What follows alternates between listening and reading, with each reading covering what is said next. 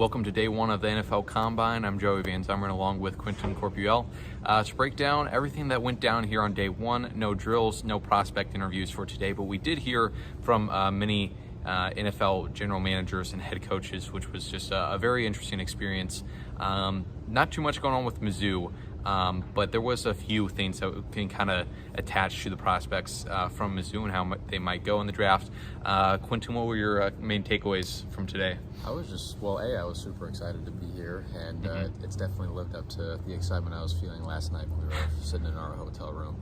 But it was really interesting, at least for me, because I've never been in an NFL media space like this to listen to NFL coaches and NFL GMs talking. And it was really cool to see all these guys that I follow a good bit, and a lot of these guys that I've heard their voices, I've seen their face, but not with my own eyes. Yes. So that was really interesting to hear from Mike McDaniel.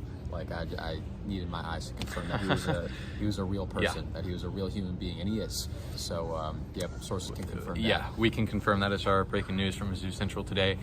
One of the questions that I found interesting, I asked Brian Gutekunst, the Green Bay Packers general manager, about how he finds the right personality fits for his teams in the pre-draft process, and he kind of had an in-depth answer about just the basics of making sure you have the right guys for your culture. But he also mentioned kind of the changing landscape of college football. That was kind of a conversation that was going on today throughout all of these press conferences. But Gutekunst mentioned that with the transfer portal, there's a lot of guys that are at 2 or 3 different schools throughout their college career. And when you're looking at these prospects, you talk to their college coaches, see what kind of guy they are, not only from your interviews with them, but also the people that know them best.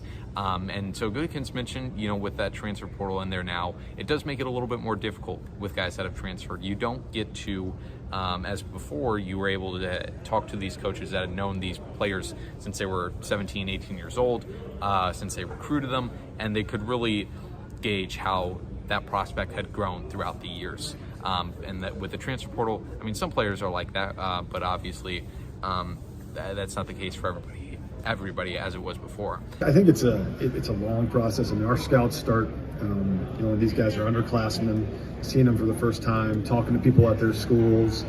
A little bit like the question that was before about the quarterbacks and transfer portal.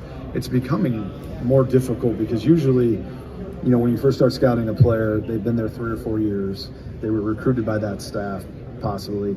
And so they've seen them when they came in at 17, 18 years old. They've seen them grow. They've seen their maturity levels go.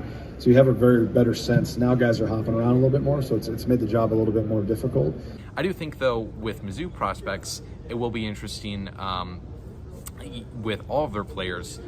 There are very few of their draft prospects this year that fall into that category of the transfer portal. A lot of these guys came in as not blue chip prospects. Ennis Breakstar was a 3-star recruit, and they have been at Missouri for their whole entire career.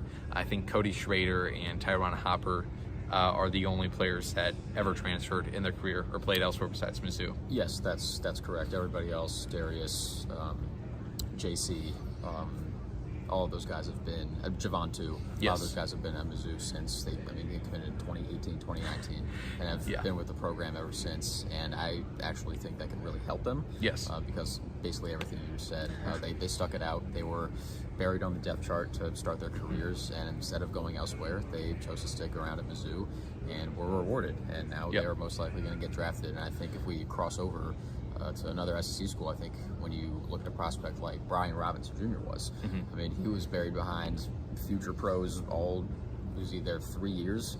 He was at Alabama for his last season. He finally got an opportunity to be the top guy.